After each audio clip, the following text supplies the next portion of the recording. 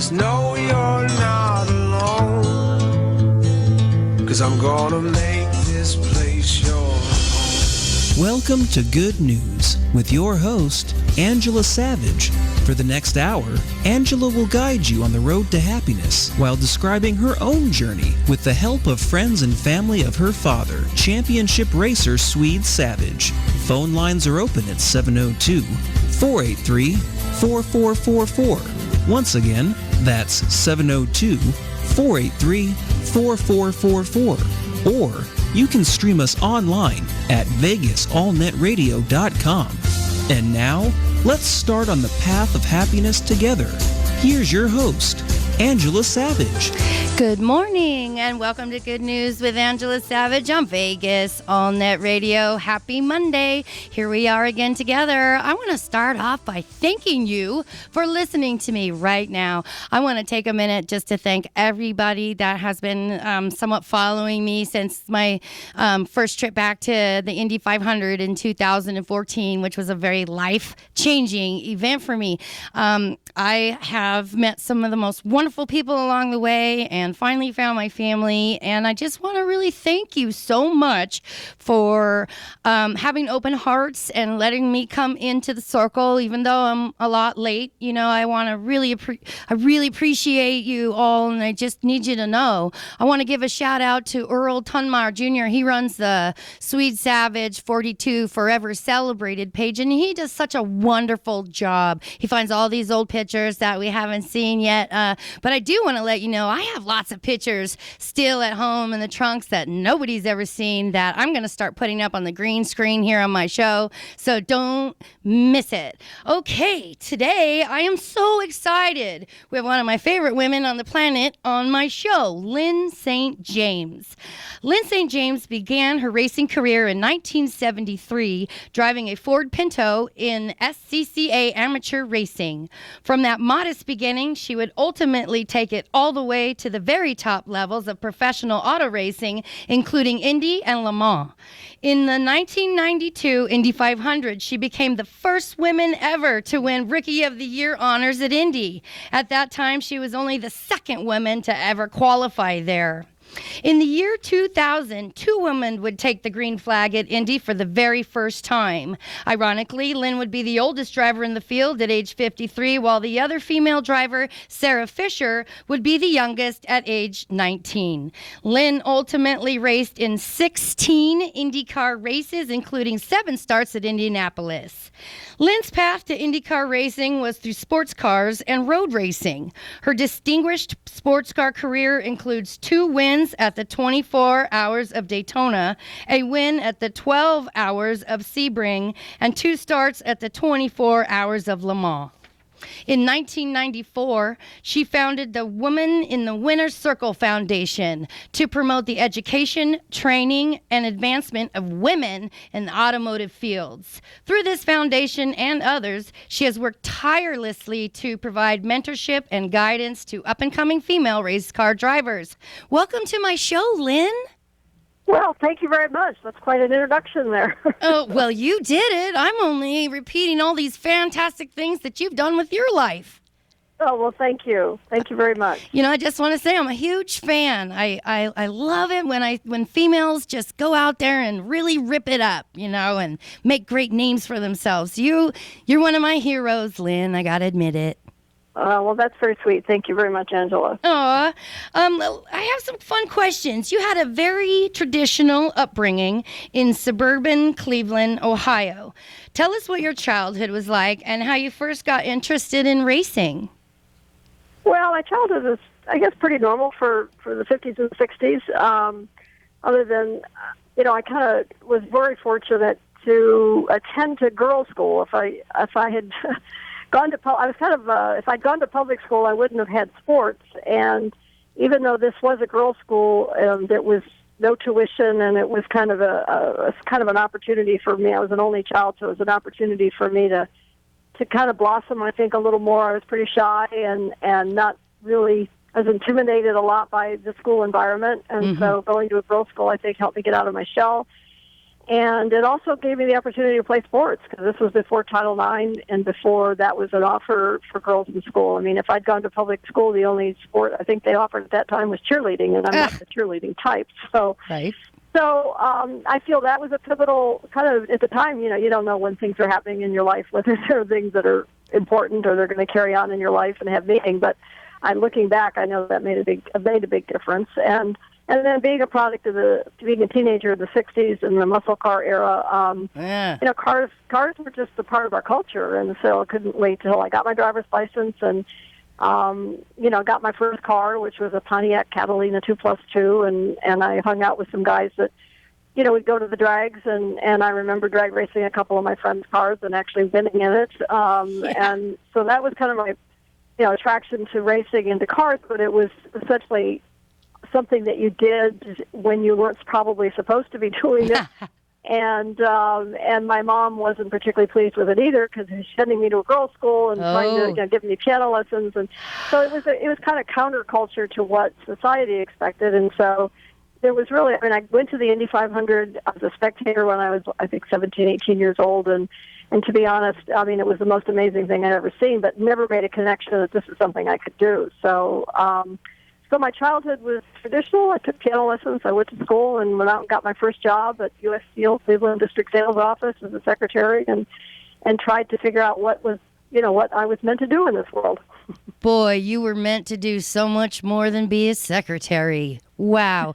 I think that is so cute, if you will, that because I was really shy in school too at first, and I think it's sweet that in the regular school environment you said you were really shy and you couldn't shine as much as you wanted to. So here's this shy young girl who has this awesome race car driver inside of her, right? But it took the right environment to get you there. Thank goodness.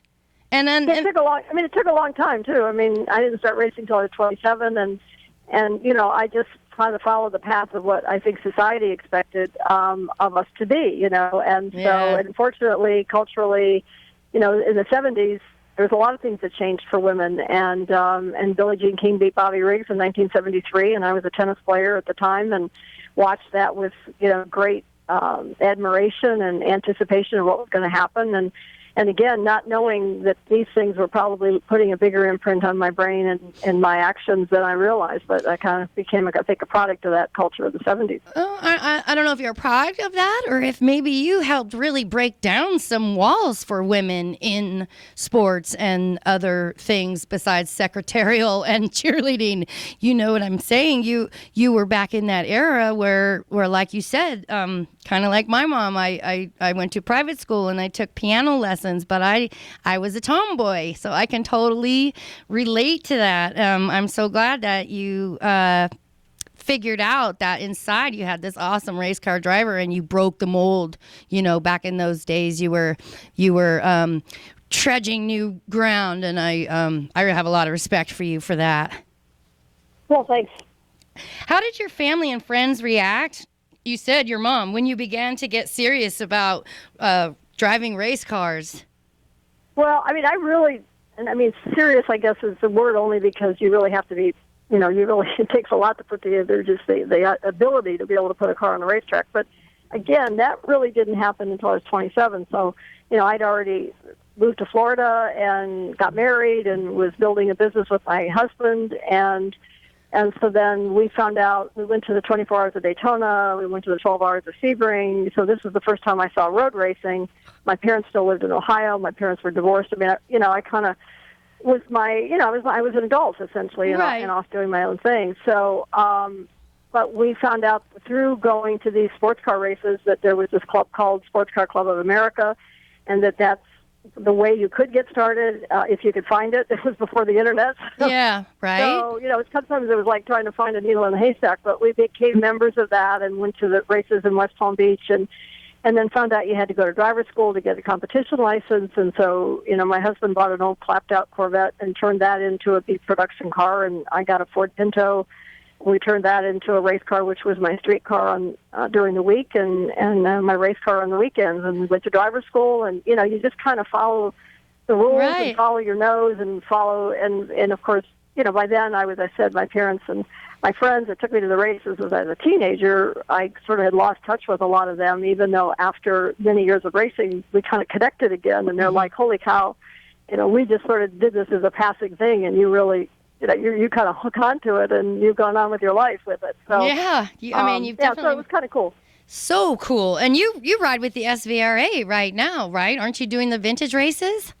Yeah, well, that's, of course, a whole different era. I mean, a whole different era and a whole different kind of going full circle for me, because I started out racing for fun. I mean, in amateur racing, there's no trophy. I mean, you get some trophies, but, I mean, there's really no reward other than the personal gratification and satisfaction and fun factor. And so I started out racing for that and raced for 7-8 years on my own dollars and trying to figure all of it out and having a blast and trying to become a national champion in SECA. Went on to then obviously become professional and have a really amazing, stellar career. But now, that eventually ends. I mean, you reach a point of age and every other factor that says this isn't happening anymore. And so it was kind of difficult after 2000, which was my last 500, to figure out, what am I going to do? How am I going to keep racing? Well, thank God for SVRA then. I struggled a little bit. I got to go to Goodwood. I got some invites, but when you only race once every year or two, it's really hard to keep your skills up. And so, fortunately, with the leadership of SVRA, which has been around a while, but they've really grown, and Tony Perella bought it recently and has really made it a lot more affordable. Not affordable, but accessible, I think, to a lot of different cars. Yeah. And so now I'm able to be running some vintage races again and having a blast. And so for me, it's kind of going full circle. You started out racing for fun, and I'm now racing for fun again. And enjoying it immensely. Oh my gosh, I love the new stuff, but the history really gets under my bones because of, that was my father's era, and those were people that knew my dad or knew of my dad, so I really like to be in their company. So I'm over the moon about how SVRA is really doing all this fun stuff. Tony Perella, what a nice guy. And Bill Ockerlund actually runs my dad's Barracuda 42 in some of those. So I get to drive. Yeah. That whole Trans Am group is an amazing group of guys. So that's fabulous. I can't wait to get on the scene because I want to hear those cars in person. There's just nothing better than that sound, that rah. He's like a beast. I love it. At the time you started racing, were places like Indy, Daytona, and Le Mans on your radar? Well, I mean, obviously, Indianapolis, certainly, because I went there as a teenager for the first time, and then actually I went a second time before I moved to Florida. I think it was my second date with my boyfriend that became my husband, but that sort of was so out of the realm of reality that, that just sort of sat there. And then drag racing is what I did, in Ohio, and I didn't know about road racing until I get to, move to Florida. And then, a number of years later in a position to finally start racing. So Daytona obviously was the first road race I ever saw, was the 24 Hours of Daytona. And then, of course, NASCAR, really, I didn't know about NASCAR, but once you get into the racing culture, you start, then there was the Daytona 500. I remember going to actually not to the 500, but to the July race, because we used to race there the night before. And so I saw what was then called the Firecracker. And that was probably in the late 70s. And so, I started to become a little more aware when I started racing professionally, when IMSA, started to really grow. And then that's when I found out about the 24 Hours of Le Mans. So I'm a little bit embarrassed to say I didn't follow racing back in the 50s and 60s and Formula One and endurance racing. I mean, this whole historical part of racing I am now a student of. I mean, I'm spending more time studying what went on long before and also learning to appreciate more what I've done. Yes. Because I'm a part of something that I didn't know, if you know what I mean. I was so busy just trying to do it. You were so busy doing it, you don't even know how cool you are, and that makes you even way more cool. I was, but just how I didn't realize sometimes that whole history, the depth of the history. Right. And as the more I've studied and learned, even about the history of women in racing, the more I'm appreciative. I mean, I've always been appreciative of what I was able to do, but I become more appreciative as time goes on because I started to really look back and understand more about the history. I mean, when you have a history and you realize that you played a very small part of it, but that you there was so much going on before you even existed. It really makes what you did or were a part of even have more meaning. It's hard to explain, but it's just how I feel. So, Well, I love understand. to study more about the history. Well, that's what I'm getting into as well. I mean, I could say it's a little embarrassing for me that I didn't study any. I blocked out all things racing for the first 40 years of my life because it was just too sad for me to deal with. You know, I had to learn how to deal with it properly before I could even jump into my origins. And so since I went to the 500 to 2014, it kind of broke all those spells. And I've been, on a crash course learning program since then. So I feel like I'm 40 years late, but better late than never. And I'm having so much fun. And it's so exciting because it's all brand new to me. And I'm just learning as much as I can about the history of the sport too. So we're sort of similar in that way. I feel later than I should have been, but you're never too late as long as you show up, right? That's right. That's right. What were some of the key moments in your career that gave you the confidence that you could do it and make it all the way to the top levels of racing? Well, I never had the confidence that I could make it the top level of racing. I mean, no, never. I mean, really, racing is a lot of lows and a few highs, and but it's all about doing it. It's just all about doing it. And so I think, every little victory, and that doesn't necessarily mean a race win, but when you pass a competitor that you've been racing against a lot and maybe couldn't pass for a long time, those are a victory. That gives you confidence. When you see your lap times improve, that gives you confidence. When you take a corner really, really right that you've been working on, that gives you confidence. So I mean, you just take the gifts or the rewards that happen when they happen, and you build on that to give you the ability to overcome all those lows, because there's more lows than there are highs. I mean, there's more spins, crashes, lack of DNFs. I mean, there's just all those things that show up a lot that can undermine your confidence, and so you just have to really absorb and look for those victories, I call them, and build on those, and then your desire. I mean, the reality is your desire to accomplish, to make those corners perfect, to make that pass, to get that lap time, to make the next race and prepare properly, to overcome the lack of sponsorship and yet still stay the course to try to make something happen so that you can get back in the racing world. I mean, all of those is really dependent on how badly do you really want it, is my opinion. It's just how hard are you willing to work, how much are you willing to put forth in effort and dedication of time. And you never gave up. And don't give up. Yeah, I never did. Right. Yeah. So those are, it's not like a race win or, I mean, there's some pivotal things like getting Ford as a sponsor and becoming a factory driver for Ford Motor Company. Yeah. I can clearly say that had that not happened, I would have never had a career that I've had, because it took that kind of, not just funding, but that kind of opportunity to work with professional teams and to understand the bigger picture and understand why a sponsor is even in the sport. And I mean, I learned so much about how a car is built and about the design and the engineering. And I mean, I love cars. So I mean, it wasn't just about racing. Yeah. So it was a huge decade, a little over a decade of my life that, had that not happened, I just truly believe all the other stuff wouldn't have happened either. So, I can say there's definitely some big moments like that, but as far as to give me the confidence, it was just you have to seek those all out in little tiny pieces. It sounds like in the beginning you just did it afraid, and I like to give people that advice. When you're afraid, just do it afraid, and then slowly the fear will go away. So you weren't I'm not saying you were afraid, but you weren't highly confident, but you did it anyway, and look where you got. That's a really good testimony for any young person, in my opinion. For anybody, essentially, it's not young or old. I mean, right. Never stop learning. Right. And essentially, it's, as I said, it just boils down to how badly do you want. How badly do you want? Yeah. and you wanted it, and you got it. Since you said something about crashes, I'm going to ask you about your crash at Riverside.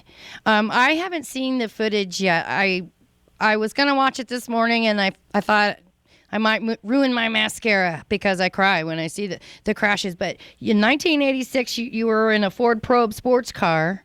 Tell me what happened with that crash there at Riverside.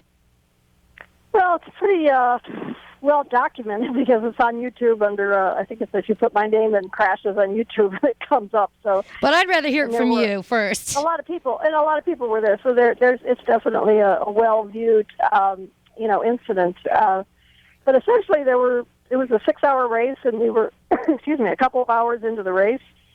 And I was driving a Ford Probe and just had we'd made our pit stop.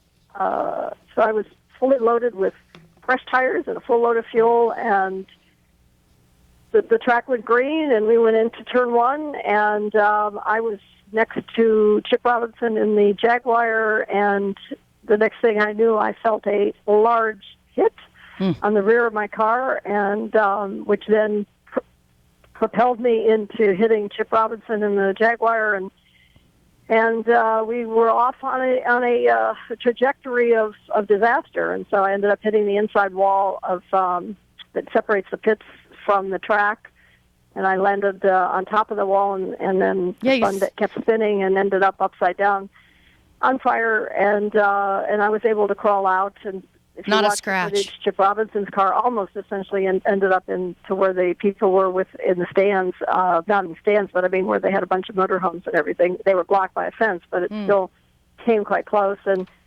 then discovered that it was Doc Bundy in a Corvette that had hit me, and so all three of our cars were essentially destroyed. So you crawled out of an upside-down burning car with no... Yeah, I did. I mean, that was, it was huge. I mean, I was very fortunate. If you watched it in slow motion, the car kind of rotated out of the fire when it stopped, which means that even though it was on fire, when I got out of the cockpit, I was able to get out of the cockpit because I wasn't engulfed in the fire. Yeah. And I had to crawl through the fire to get out of the car, but fortunately, all of our safety gear, and it really makes you get more confidence that our safety stuff works. I mean, you put all these layers of, fire retardant material on, and the helmet and the balaclava, and I've never cut corners, and so fortunately, I was not burned at all, and my suit was charred, and my helmet was charred, and my balaclava was charred, but everything worked. Wow, that is so amazing. I have to admit that I'm really drawn to people that have been through serious public crashes like that and managed to survive, obviously, because my dad didn't quite get to walk away from the fire. So I think it's a miracle that you did. And so you were conscious the whole time? Did it go in slow motion?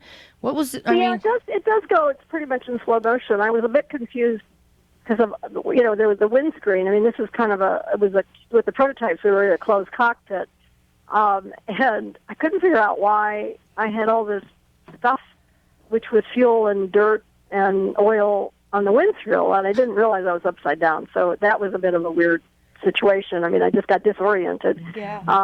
But I remember I had been actually in some small fires.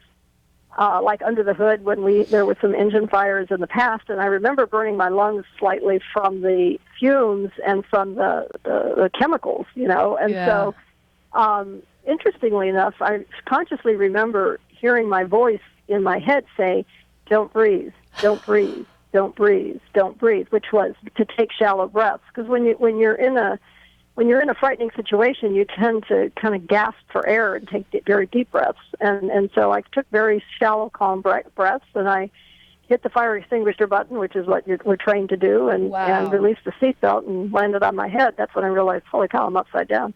And so if you would have breathed... then I was able to get to the door release, and fortunately the door opened. I mean, there were all kinds of things that happened that had any of those things not happened, it would have had a different result. So I have to say that I'm just, Sounds I like hate you to were. call it luck, but I Yeah. just feel that I was very fortunate. Yeah, I'm a faith-based woman too, so I'll probably say you had some guardian angels around you that day for sure. Absolutely. Yeah, maybe even some of the fallen race car drivers hanging out, making sure the new guys are okay sometimes. I like to think that anyway. I need to take a really quick break, if you don't mind. Just a 2-minute break. Can you hang on for a moment, Lynn? Sure. Great. Thanks so much. Remember, you're listening to Good News with Angela Savage on Vegas All Net Radio. Please like my Facebook page, Good News with Angela Savage, and follow me on Twitter at Savage42 Inc. We'll be back in just a minute.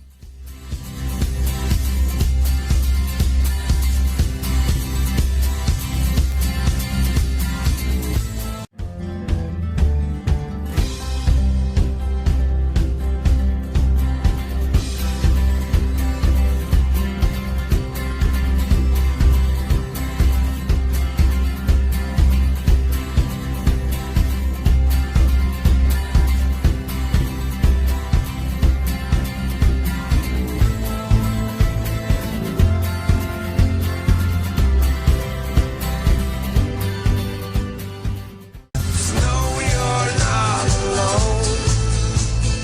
'Cause I'm gonna make this place your home. Welcome back. Let's get back on the path to happiness. Once again, here's Angela Savage. Good morning, good Monday morning, and welcome back to Good News with Angela Savage on Vegas All Net Radio. I'm talking to Lynn St. James, super race car driver. Thanks for waiting, Lynn. How you doing? Still there? I'm here. Oh, good. Let's get right back because I have so many fun questions for you. Let's talk about the 1992 Indy 500. 13 of 33 drivers crashed out of the 1992 Indy 500. Yet you finished 11th and won Rookie of the Year honors. Tell us what that race was like.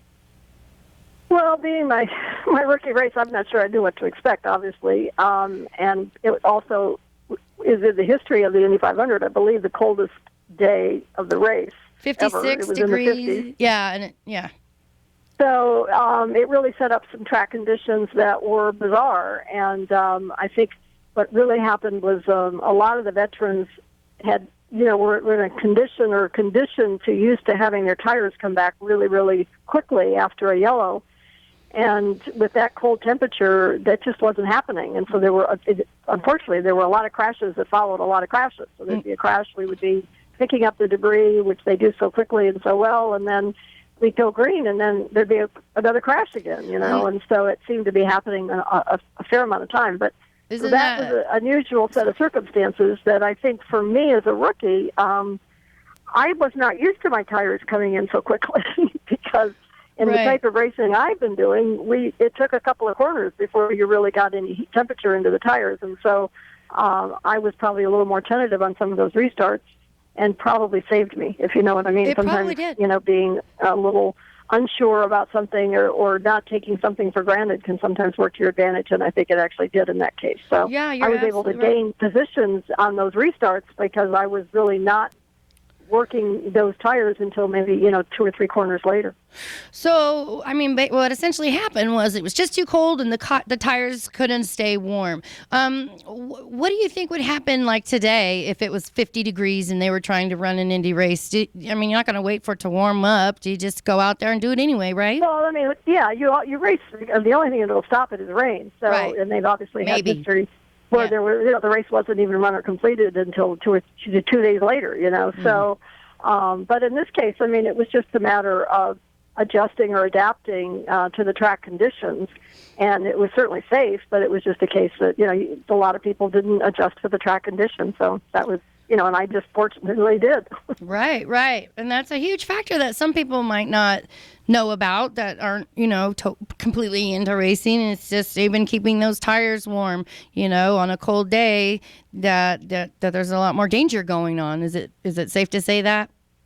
Well, yeah, but I think, again, yellows beget yellows, as they always say. So, and sometimes I've seen many races, and it's not just because it's cold, but many races where there's just a bizarre number of yellows and it just seems to bring on, some more incidents. So, but that, that was just one factor that I think that definitely came into play, and I was just, fortunate to be able to survive it and to come in 11th and Rookie of the Year. Winning Rookie of the Year was certainly not in my radar. I mean, I think there were 11 rookies that year. Unfortunately, we lost one early in the month, but I just never thought in my wildest dreams that would happen. So it was a huge surprise. It was a huge honor.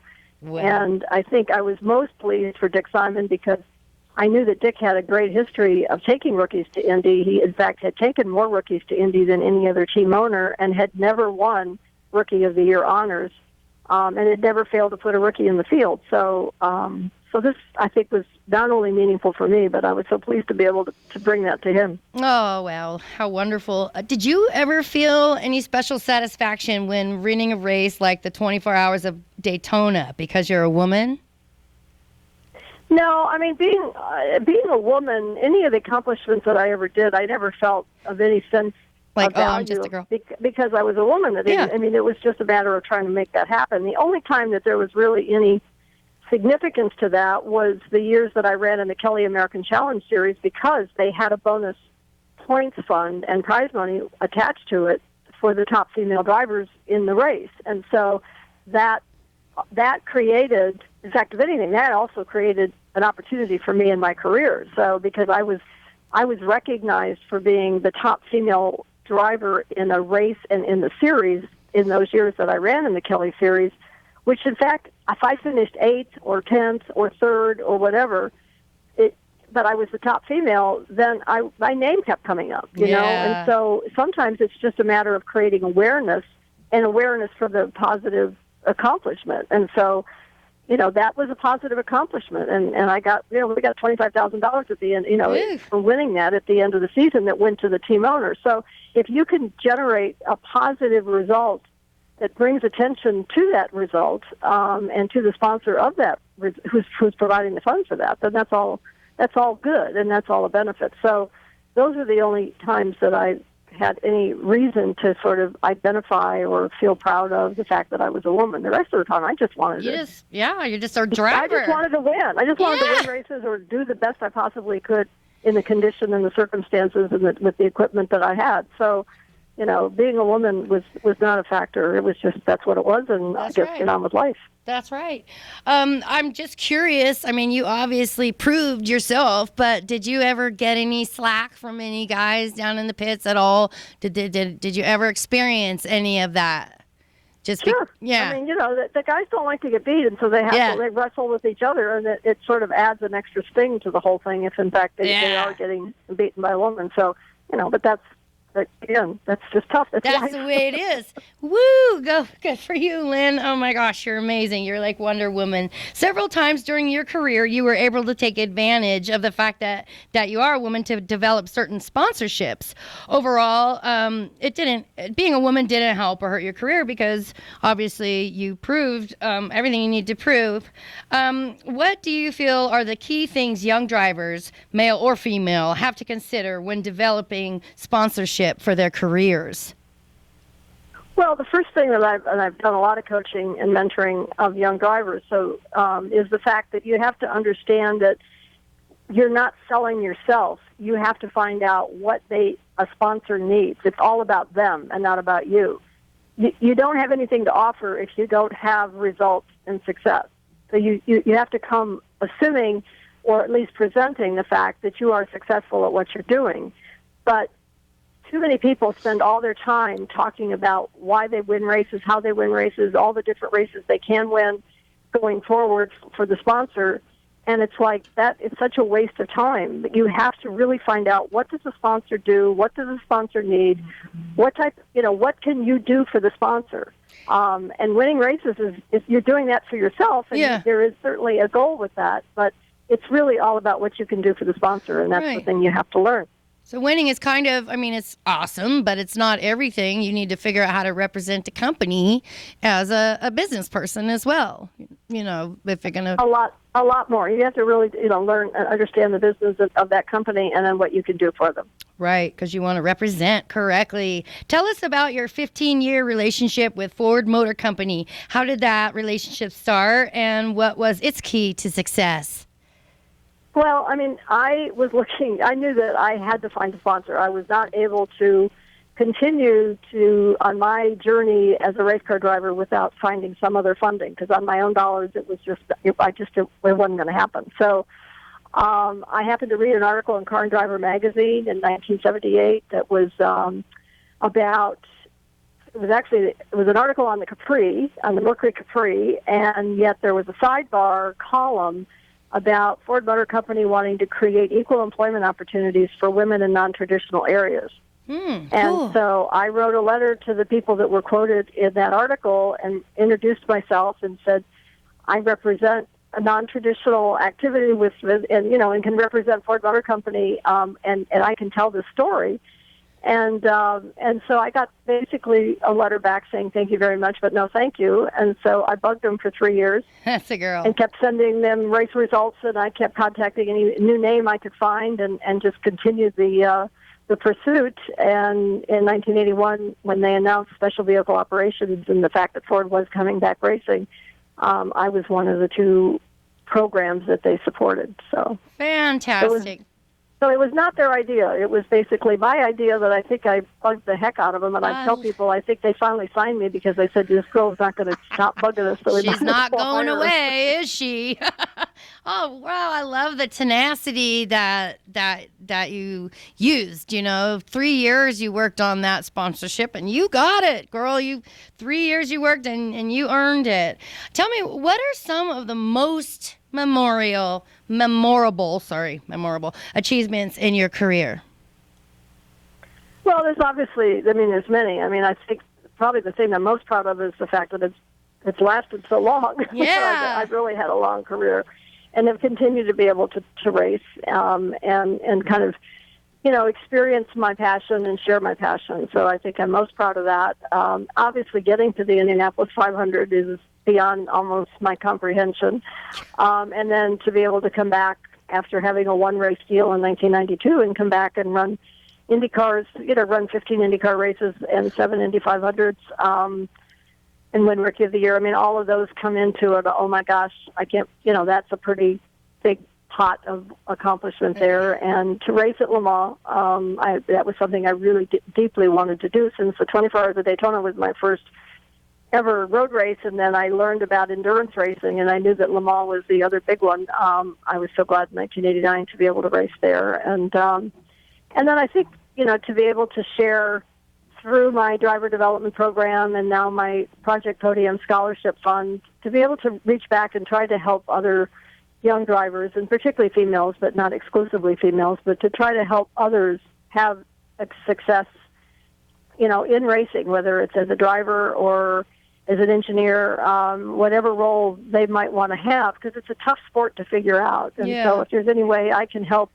someone else figure it out because of what I've learned, then I get a lot of pleasure and satisfaction and memories from that. I have great friends and young gals that I've worked with for years that are still friends of mine.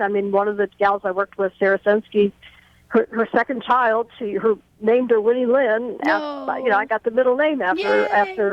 So things like that are very, very special, and they basically have come as a result of racing. I think that's very endearing quality about your character, that not only have you had such a successful racing career, but now at the stage you're giving back. You're turning around and saying, now how can I help other people do what I did as a mentor? I don't know if every driver gets to that point where they turn around and then they want to give back to some of the sport and the newcomers. And I think that's a very endearing quality that you have, that you are driven to mentor the younger ones trying to navigate such a difficult path. Well, thank you. I think everybody kind of comes with a different sort of mold of the way they operate their life, and I was fortunate to be exposed to people like my heroes, Billie Jean King, and watched what she did with the Women's Sports Foundation, and I had the ability to be able to see how that can happen and how you can actually make a difference for other people rather than just for yourself. So I think, it helps to be able to see it and to be able to then be a part of it, which I was with the Women's Sports Foundation, and then to figure out that I can do this. I can done do it. just what Billie, maybe in a different arena and maybe not in as big of an arena as a Billie Jean, but at the same time, and it felt so right and it felt so good. So, but a lot of people have different ways about why they do what they do. So. Right. Well, I just, it shows very well on your character, and it makes you very endearing. And I wish you, more awesome moments. Everybody loves to see you around the track. I got so many people were so excited that you were coming on today. I want to thank you again for taking your time to do that. Why don't you tell us a little bit about your book? I'm sorry I haven't read it. I really want to. In fact, I'd love it if you'd sign a copy for me, if you wouldn't mind. I've got to read your book, so I've heard it's really fantastic. Can you tell us a little bit about it? Well, I am proud of it. It was, it's sort of this, it's not really a full autobiography, but it's certainly an autobiography of my racing life and how it's impacted me as a person, and then sharing, those, I call them pit stops and kind of life lessons, but, basically starts with my Pinto days and goes all the way up through, my last Indy 500. And so, I'm proud of it. A lot of people that have read it have told me that it's very insightful because it's, I learned a lot in the process of writing it, because what I realized is that while I was out on the racetrack or while I was very intensely doing the media or doing whatever I was doing at the track, there was a lot of stuff going on within my team and that I didn't know about. And so by interviewing crew members and who were there, I was like, so many times I'm like, you're kidding me. Really? I didn't know that was going on, So it really brought the story full circle to be able to tell not just my point of view on everything, but what was really happening while I was doing what I was doing. So from my point of view, as well as, some side stories from all of the people that were involved. So, there's great storytelling. It also insights about how the car set up, why we make changes in the car, what setups were made, what worked, what didn't work. And so, there's technical stuff in there, there's experiential stuff in there, there's human stuff in there, and then there's life lessons in there. So it's a pretty comprehensive story of what I have experienced and what worked and what didn't, and how it came together. Some of the things that you've asked and all that, but it goes into I think a pretty fluid detail about how the flow of everything happened. And so it's called An Incredible Journey, which is exactly how I feel it is. It's been an incredible journey for me. Wow. It sounds like you learned from your book just as well as everybody else did. You got to learn a lot too. Yeah, and I wrote it, after my 2,500, which I really wasn't thinking was going to be my last, but as it turned out it was. So it gave me a chance over that course of that year that I wrote it. It gave me a chance to go back and reflect on and appreciate more some of the things that I did back in the early days. Because we're always thinking about the next race and the next season, and we're always looking ahead, quite frankly, often discarding what's happened behind us and before us or, in our past. And so it gave me a chance to have to really learn and reflect and go back and refresh myself. And it was fun. So I think it turned out that it was very healing for me. So yeah. You're right. I was going to say kind of a healing thing, to go back and fill in the pieces that you didn't get the first time around because you were racing a car. Right. How and cool. And it helped prepare me, I think, for the next, sort of the next era of my life, which I'm now enjoying. Well, I'm going to ask you, what are some of the most valuable life lessons you learned as a professional race car driver? Well, the first is you have to have a strong inner belief in yourself and in your dreams and in what you're doing. It doesn't mean that we don't value the external from other people and other sources, but and we take those good ones and really hold them dearly. But at the same time, when you get in a race car and you strap yourself in, and all of a sudden you're sitting on the grid by yourself, there is a certain thing that occurs. You know, I'm a very people-oriented person. I love having my crew and my team, and I'm learning, and everything's all working. I'm getting the car ready, and all this is all happening, and it's all orchestrated, and it's all wonderful. And then, bingo. You're in the car, you strap in, and now you're there all by yourself. Yeah. And so there's this sort of moment that you have to transition, and you can't go, oh, wait a minute. Where is everybody? Yeah. Oh, wait a minute. I think I'm changing my mind. Yeah. Yeah, the show goes on. Sudden, yeah, and so there's that inner strength that has to come through. If you start doubting yourself and you're not sure about it, it's going to go downhill from there. So believing in yourself, motivating other people to believe in you, because there were a lot of doubting Thomases in my life, and so that means I really had to really instill confidence in other people. And if you do that, you get the gift of them giving you that confidence when you are starting to doubt yourself. So there's a full circle that happens. And so I've read this stuff, but I never got it until I started racing. Wow. And I could go on about how persistent you have to be, how dogged you have to be, how you have to be able to speak your goals and in your intentions, and then you have to go out there and prove that you can do it, and then you have to come back and tell people that you've done it, because you can't assume. I mean, I remember when I did Indy, my rookie year, won Rookie of the Year. That all happened on a Sunday.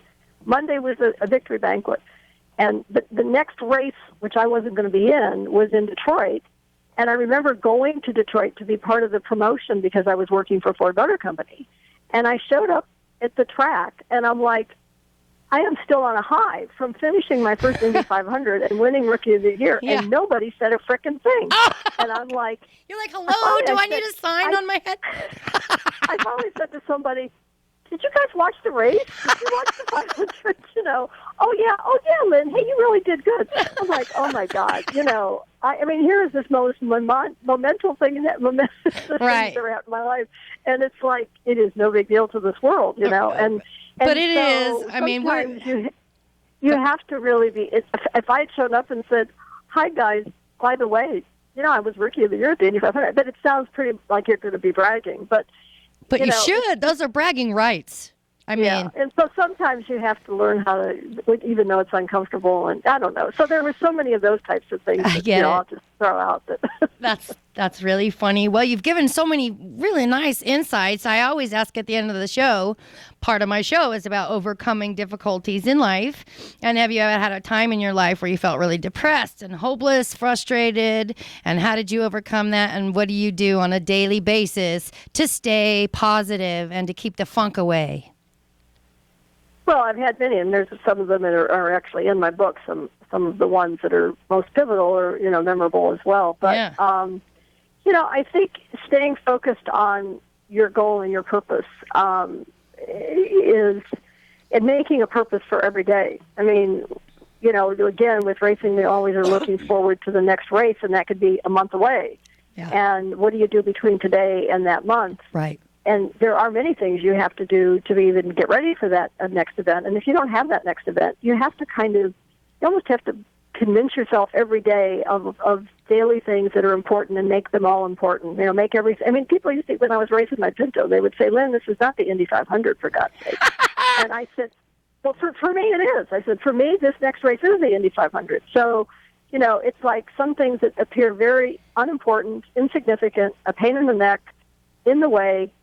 If you reframe those as being really important to accomplish, right, and you put your best effort into it, you can turn what would be drudgery into some positive thing. Yes, it's really about perspective. I personally have to get up every morning and remind myself, okay, I'm going to be positive all day and have a grateful perspective. And, it's human nature sometimes to get in a funk, but I think we should all be aware about our friends around us when we're down and keep each other up. There's a lot of hate in the world right now, and the only way we can fight that is with love. So let's just keep doing that as much as we can. I'm coming to the end of my show now, Lynn. This was really fun. Sure did fly by. I hope you'll come on again sometime.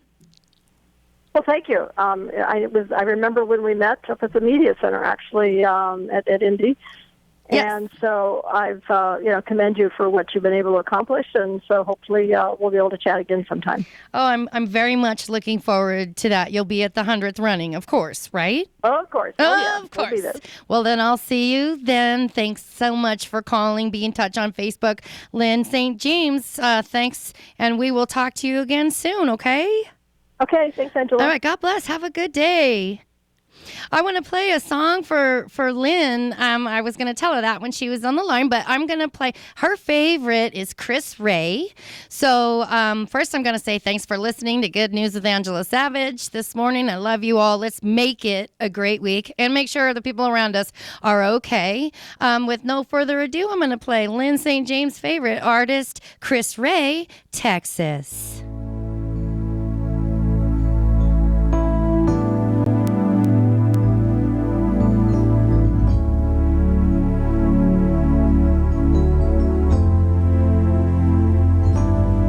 Warm winds blowing, heat and blue sky, and a road that goes forever.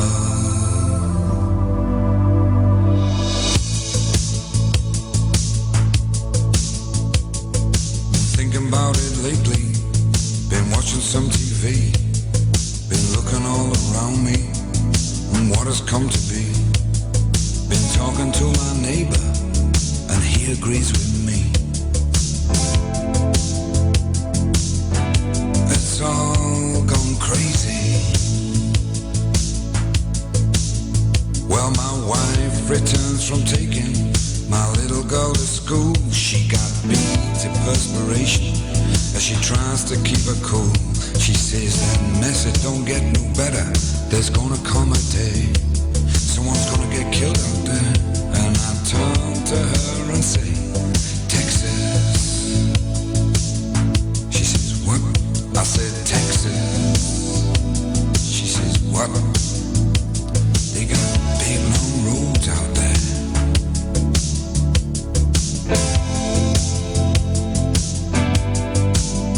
Warm winds blowing,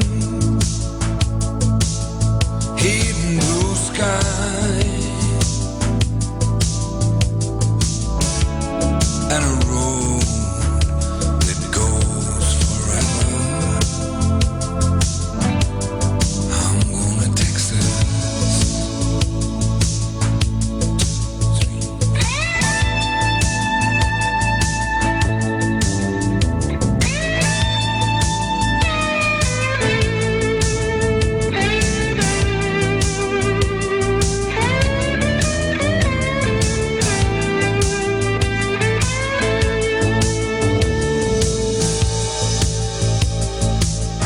We gotta get out of here. We gotta get out of here.